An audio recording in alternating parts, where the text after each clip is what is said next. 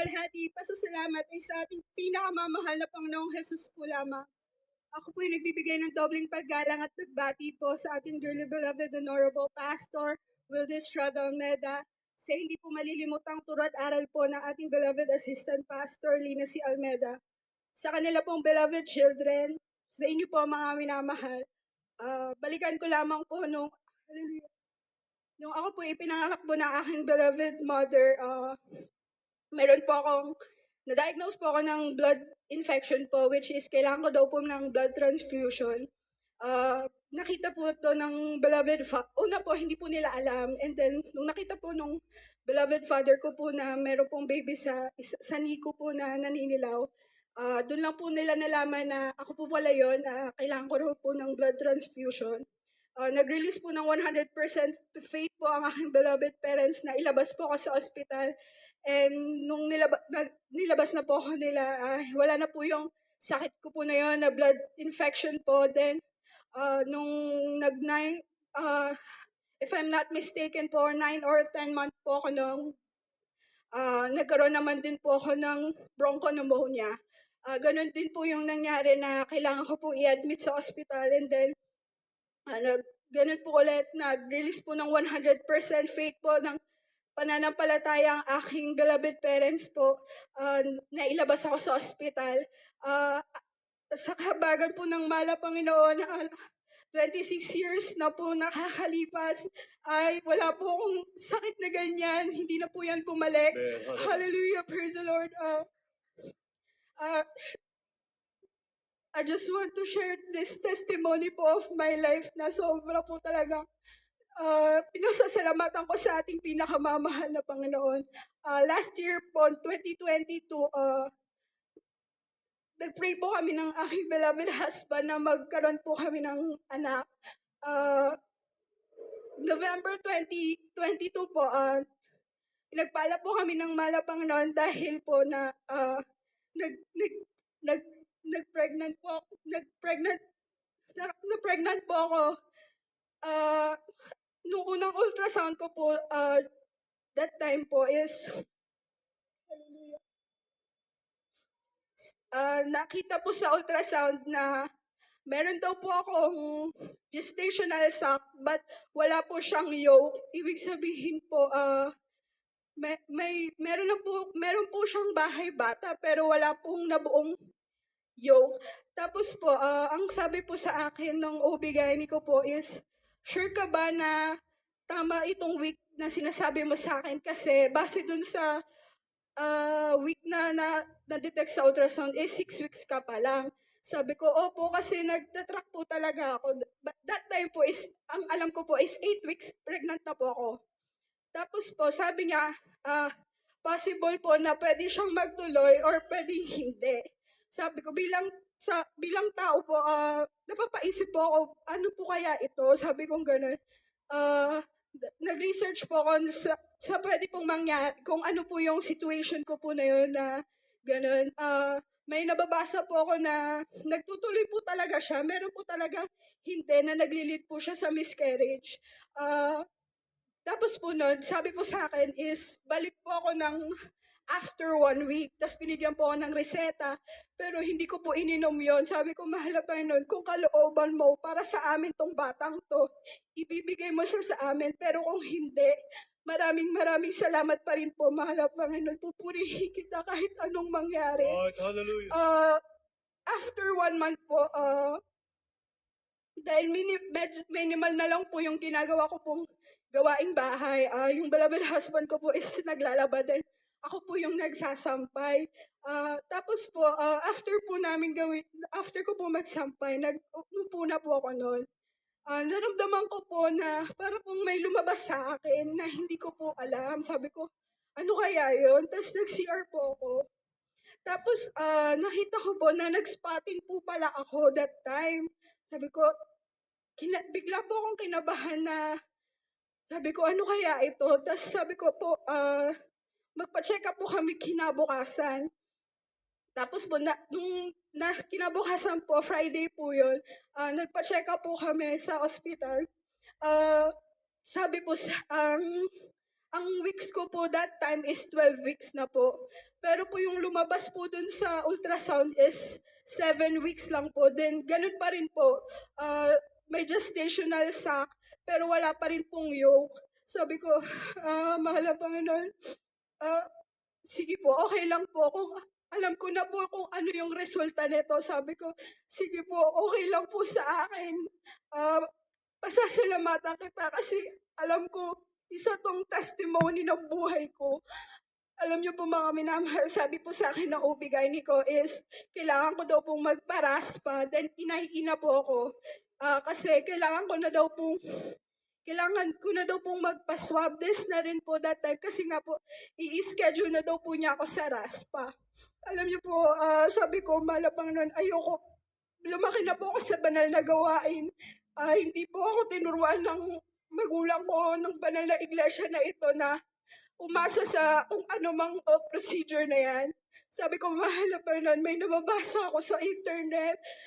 Nagre-research ako, sabi, may nakikita ko na kaya nilang, merong mga ways na natural po na nalalabas yung blood na nasa uterus ko. Sabi ko, mahal na Fernan, alam ko walang imposible sa'yo, ilalabas mo to.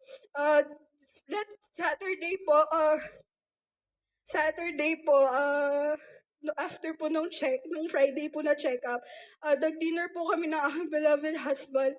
Yung may nararamdaman po ako na abdominal pain po. Tapos, binaliwala ko lang po nung una, pero napapansin ko po habang tumatagal, may time interval na po siya na 3 minutes to 5 minutes.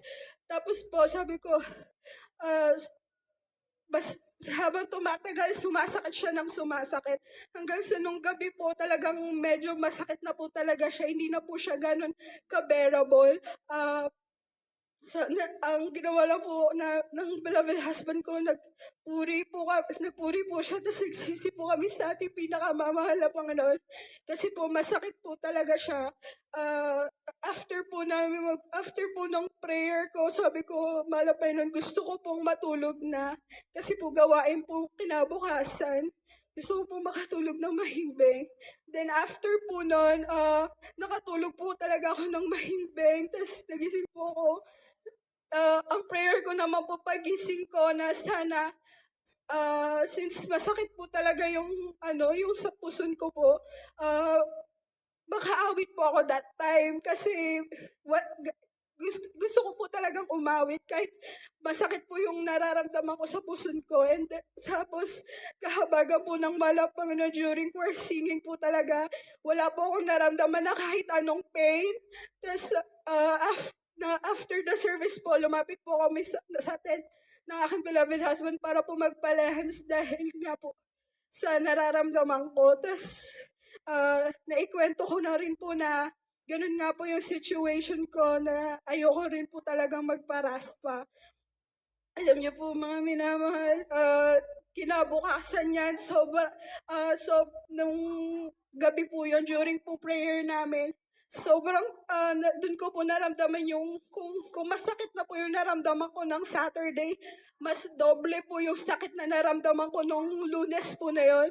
While nagpupuri po sa bahay po namin, bandang solemn na po yun, hindi ko na po talaga alam kung ano yung sakit na nararamdaman ko. Hindi ko na po alam kung anong posisyon, kung ano po yung gagawin ko kasi sobrang sakit na po talaga ng puson ko. Hindi ko po alam, hindi ko po maintindihan na nag-message na po kami sa mga anak po ng beloved pastor.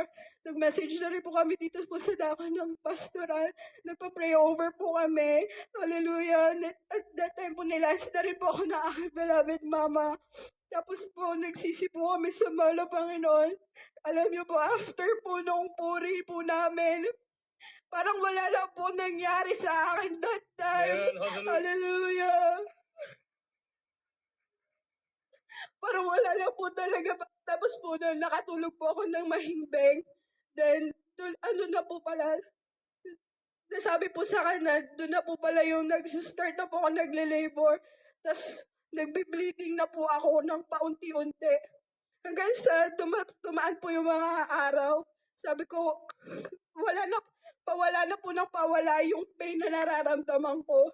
Then Saturday po noon, since sabi ko nga po sa sarili ko, wala na 'to, hindi na 'to okey na ako.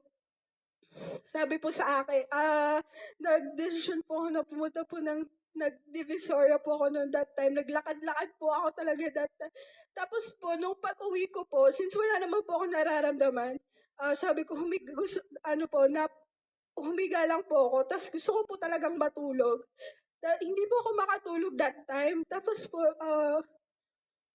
maya-maya po nung while nagpapahinga po ako may pasantabi po sa mga kumakain.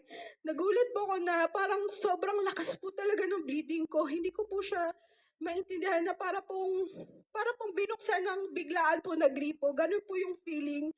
Alam niyo po, 4 na beses po akong pabalik-balik ng CR. Tapos po yung dugo po na lumalabas sa akin is maliit po, tas palaki siya ng palaki, parami po ng parami. Tapos po yung pinaka-last blood po na lumabas sa akin is para po siyang kasing laki ng kamao ko na malambot. Sabi ko, ano po ito, Malapainon? Sana po, ito na po talaga yung blood na lumabas sa akin.